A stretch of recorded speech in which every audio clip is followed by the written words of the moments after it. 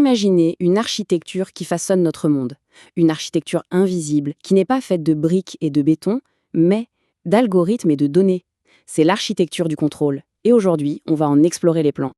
Cette phrase va nous servir de guide. Pensez-y une seconde. Des structures de pouvoir aussi immenses et impressionnantes que des cathédrales, mais complètement invisibles, et qui appliquent leurs propres règles, automatiquement. C'est un peu le monde que les algorithmes sont en train de bâtir. Et ça nous amène à un paradoxe qui est assez troublant quand on y pense. D'un côté, on accorde des droits à des entités non humaines, des entreprises, des intelligences artificielles, et même des fleuves. Et de l'autre, notre propre liberté, notre autonomie, semblent fondre comme neige au soleil dans le monde numérique. Comment est-ce possible? C'est la question qu'on va creuser. Pour commencer, explorons les fondations de ces nouvelles cathédrales du pouvoir.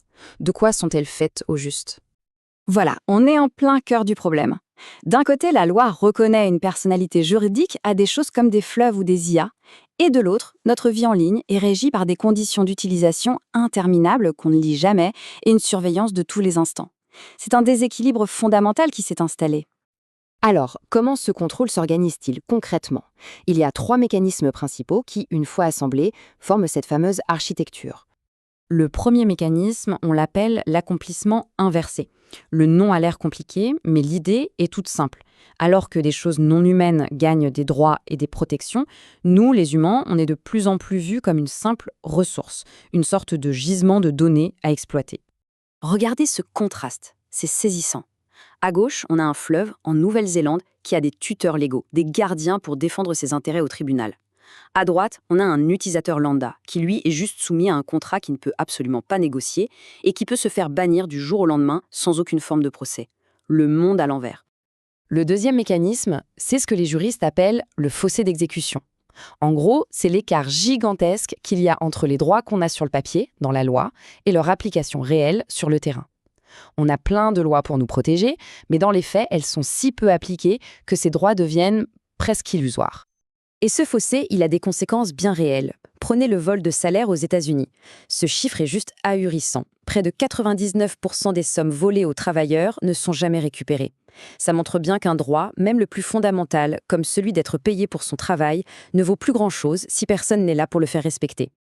Et enfin, la dernière pièce du puzzle, c'est le moteur économique qui fait tourner toute la machine, le capitalisme de surveillance. Son objectif, ce n'est pas seulement de nous observer, c'est de transformer nos expériences, nos émotions, nos comportements en données pour ensuite prédire et influencer ce qu'on va faire. Tout ça, bien sûr, pour faire du profit.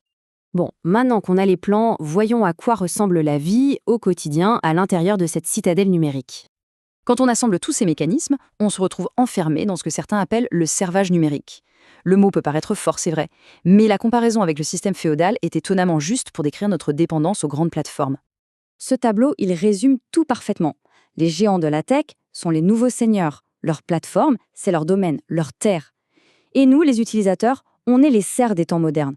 On paie notre tribut, non pas en blé ou en travail, mais en données personnelles et en temps d'attention. Et tout ça n'est pas régi par la loi commune, mais par leur loi, privée, les fameuses conditions générales d'utilisation. Ce contrôle est souvent très subtil, presque invisible. Par exemple, 97% des sites web les plus populaires en Europe utilisent ce qu'on appelle des dark patterns.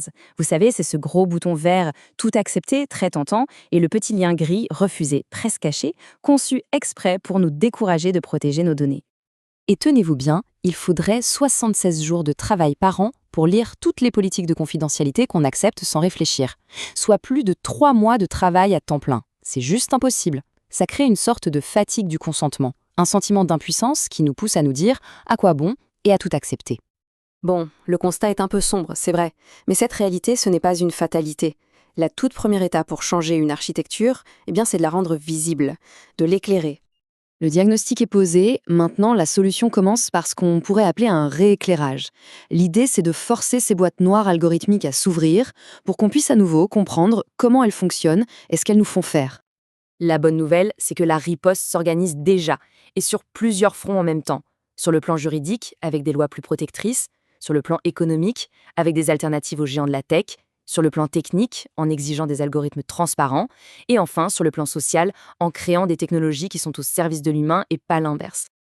Prenons un exemple technique concret. L'IA explicable, ou XAI.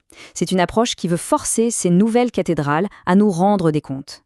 Il ne suffit plus qu'un algorithme prenne une décision qui nous affecte. Il doit aussi être capable de justifier clairement pourquoi et comment il a pris cette décision. Alors voilà, l'architecture du contrôle, qui était autrefois invisible, est maintenant en pleine lumière. La question n'est plus de savoir si elle existe, mais plutôt de décider tous ensemble ce qu'on veut en faire. Comment allons-vous la reconstruire? La question est posée.